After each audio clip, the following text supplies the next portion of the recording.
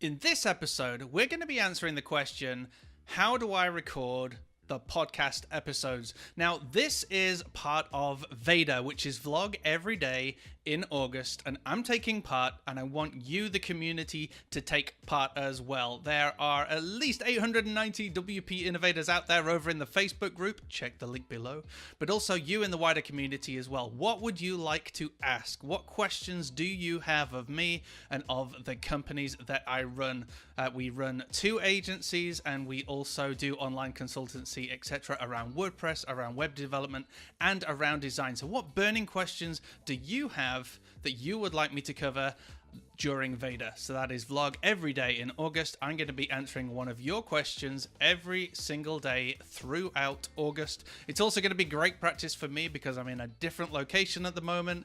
I've got different tech. I'm still waiting for my lighting. So it's going to be an experiment. I'm going to try and do the best I can with the equipment I've got. This phone that I'm using is balanced on a whole load of books, and I'm using a window to shine light in on my face because I've got nothing else. I'm waiting for equipment to arrive from Amazon, and there's no Amazon Prime for me, I'm afraid, where I am. So the struggle is real. All right, let's get on with the question. How do I record the podcasts? So this was sent in through the WP Innovator community on the Facebook group, and they wanted to know, what technology am I using? So let's go through that right now. It's actually very cheap to run a podcast. You could actually use just a standard Logitech headset, for example, that you'd use for gaming, because the quality out of them is pretty damn good. But I'm actually using this microphone here, which is the ATR2100. It's a USB microphone that plugs directly into my Mac, which is just down there.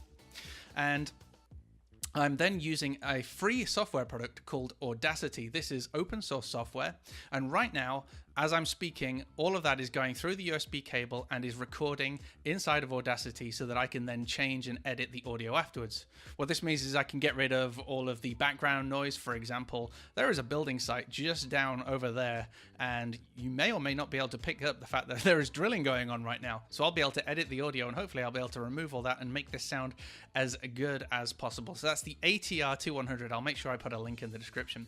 Now, with regards to the actual calls, because I do a lot of interviewing with people around the world, I'll use Skype. Yep, Skype, believe it or not. And I'm using something called ecamm call recorder. I'll put a link again in the show notes. It was about 30 bucks. The sun's gone in now. I bet the lighting's changed. So it was about 30 bucks.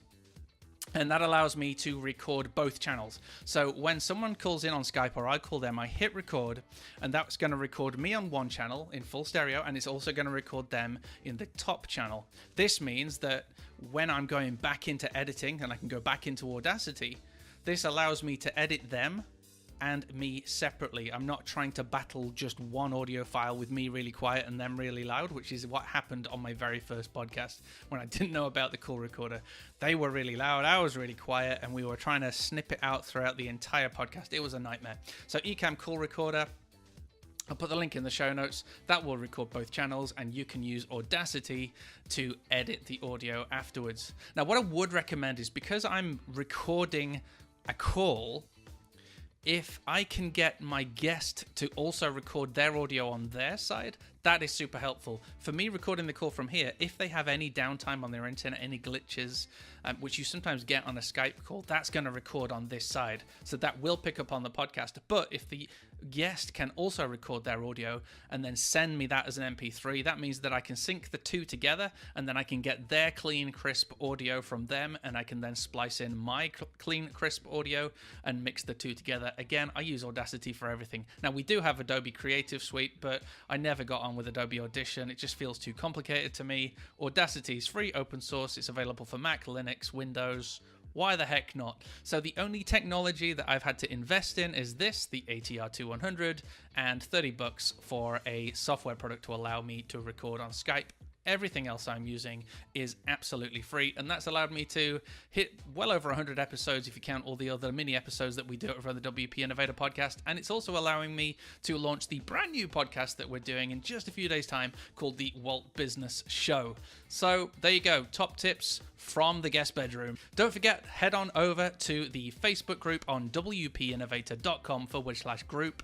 Reach out to me ask me some questions that you would like to know, or use the comments below to ask me questions that you want me to cover during VEDA. If you want to get involved in VEDA, then Amy Schmittauer from Vlog Like a Boss has created a brilliant page full of information on how you could get started in vlogging every single day. It's just great to get yourself in front of the camera, get rid of those fears, be vulnerable, be in front of the camera, get that experience, because video is the future. Okay, that was cheesy. See you tomorrow.